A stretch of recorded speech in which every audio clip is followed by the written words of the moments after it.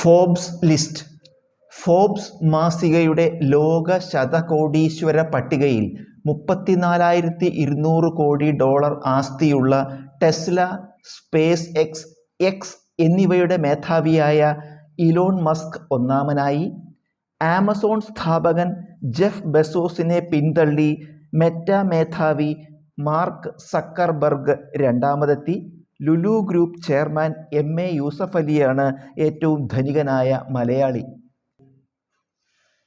കണ്ണാടിപ്പായയ്ക്കും തലനാടൻ ഗ്രാമ്പൂവിനും ഭൗമസൂചിക പദവി ലഭിച്ചു. ആദിവാസി ഗോത്ര വിഭാഗക്കാർ നെയ്തെടുക്കുന്ന കണ്ണാടിപ്പായ ഭൗമസൂചിക പദവി ലഭിച്ച ആദ്യ ആദിവാസി ഉത്പന്നമാണ്. കോട്ടയം ജില്ലയിലെ തലനാടും പരിസരത്തും കൃഷി ചെയ്യുന്നതാണ് തലനാടൻ ഗ്രാമ്പൂ. ജില്ലയിൽ മാത്രം ഉത്പാദിപ്പിക്കുന്ന ഒരു ഉത്പന്നത്തിന് ആദ്യമായാണ് ഭൗമസൂചിക പദവി ലഭിക്കുന്നത്. പാമ്പൻ പാലം.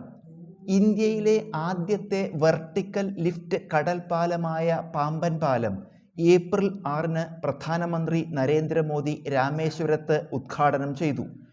പൊതുമേഖലാ സ്ഥാപനമായ റെയിൽ വികാസ് നിഗം ലിമിറ്റഡാണ് 531 കോടി രൂപ ചിലവിൽ 2.2 കിലോമീറ്റർ നീളമുള്ള പാലം നിർമ്മിച്ചത്. Laureus award. 2024 മികച്ച കായിക താരത്തിനുള്ള ലോറസ് പുരസ്കാരത്തിന് സ്വീഡിഷ് പോൾ വോൾട്ട് താരം അർമാൻഡ് ഡ്യൂപ്ലന്റിസും US ജിംനാസ്റ്റ് സിമോൺ ബൈൽസും അർഹരായി.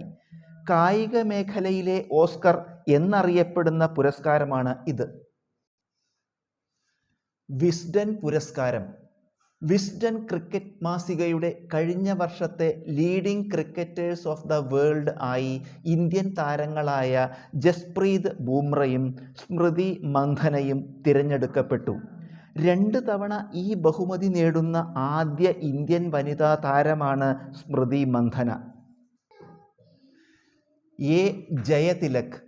കേരളത്തിൻ്റെ പുതിയ ചീഫ് സെക്രട്ടറിയായി എ ജയതിലക് ഏപ്രിൽ 30 ചുമതലയേറ്റു. ശാരദാ മുരളീധരൻ്റെ പിൻഗാമിയാണ് എ ജയതിലക്. കേരളത്തിൻ്റെ 50ാമത്തെ ചീഫ് സെക്രട്ടറിയാണ് അദ്ദേഹം. ISL football.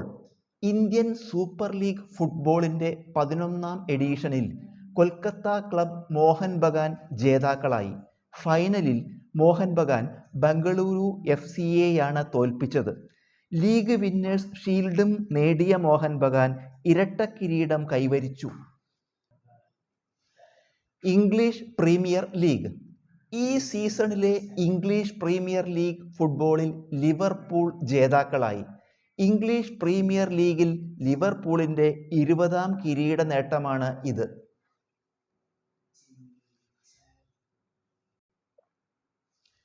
Memory of world register.